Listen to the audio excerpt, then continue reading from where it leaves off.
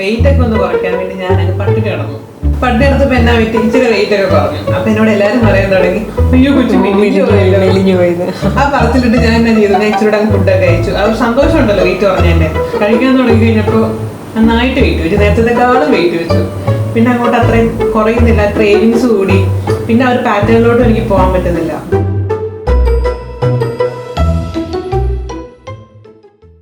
പട്ടിണി കടന്ന് ശരീരത്തെ ശരിക്കും പറഞ്ഞാൽ നമ്മൾ ദ്രോഹിക്കുകയാണ്. എക്സസ് കാലറി ഡയറ്റ് കൺട്രോൾ ചെയ്തുകൊണ്ട് നിങ്ങൾ കുറയ്ക്കുകയാണെങ്കിൽ, അതായത് നമ്മുടെ ശരീരത്തിൽ കാർബോഹൈഡ്രേറ്റ് തന്നെയാണ്, ഓവർ അൺയൂസ്ഡ് ആയിട്ടുള്ള എനർജിയാണ് നമ്മുടെ ശരീരത്തിൽ ഫാറ്റ് ആയിട്ട് ഡെപ്പോസിറ്റ് ചെയ്യുന്നത്. അതേപോലെ അൺകൺട്രോൾഡ് ഇമോഷൻസും സ്ട്രെസ്സും എല്ലാം കൂടെ നമ്മുടെ മെറ്റബോളിക് റേറ്റ് കുറയ്ക്കും, നമ്മളെ സ്ലോ മെറ്റബോളിസത്തിലേക്ക് കൊണ്ടുവരും. അതായത് നിങ്ങൾക്ക് എപ്പോഴും സ്ട്രെസ് വരികയാണ്, അൺവാണ്ടഡ് ആയിട്ട് ആൻസൈറ്റി വരുവാണ്, ഇങ്ങനെ ഇതേ സാധനം അതിനുശേഷം പിന്നെ പഫിയാണ്. അപ്പൊ അവിടെ എന്താണെന്ന് ചോദിച്ചാൽ നമ്മള് പട്ടിണി കിടന്ന് വെയിറ്റ് കുറയ്ക്കുന്ന സമയത്ത് സംഭവിക്കുന്നത് എന്നാന്ന് ചോദിച്ചിട്ടുണ്ട്, നമ്മുടെ മെറ്റബോളിസം ഒന്ന് ചെറുതായിട്ട് താന്നു കൊടുക്കും. നമ്മുടെ ശരീരത്തിന്റെ ഡീഹൈഡ്രേഷൻ, മസിലുകളിൽ നിന്നൊക്കെ ഉണ്ടാകുന്ന വാട്ടർ കണ്ടന്റിന്റെ റിഡക്ഷൻ ഒക്കെയാണ് ഇവിടെ ഉണ്ടാകുന്നത്.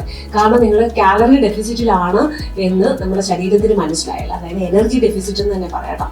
ബോഡി ഒരു ഹൈബർനേഷനിലേക്ക് പോകും.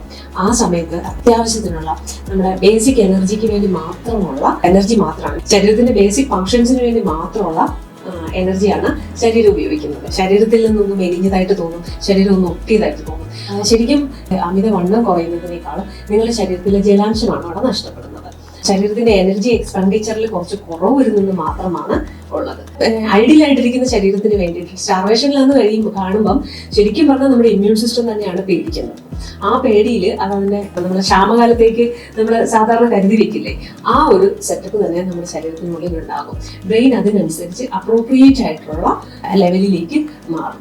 പിന്നീട് നിങ്ങൾ ഭക്ഷണം കഴിക്കുന്ന സമയത്ത് എത്രയാണോ ചുരുങ്ങിയിരുന്നത് അതിൻ്റെതായ ഒരു ക്രേവിങ്, കാരണം എത്ര നാൾ നമ്മൾ ബോഡി ടോർച്ചർ ചെയ്യായിരുന്നു, ശരീരത്തിനത് മനസ്സിലാവുന്നത് ഇതൊരു ടോർച്ചറിങ് എന്ന ലെവലിലാണ്. അപ്പൊ കിട്ടുമ്പോൾ ഇങ്ങനെ കഴിച്ചുകൊണ്ടേയിരിക്കും. പിന്നെ പട്ടിണി കിടന്ന് പലപ്പോഴും ശരീരം മെലിയുമ്പം ഉണ്ടാകുന്ന ഒരു കാര്യം എന്ന് പറഞ്ഞിട്ടുണ്ടെങ്കിൽ നിങ്ങളുടെ മസിലിന്റെ സ്ട്രെങ്ത് കുറയും.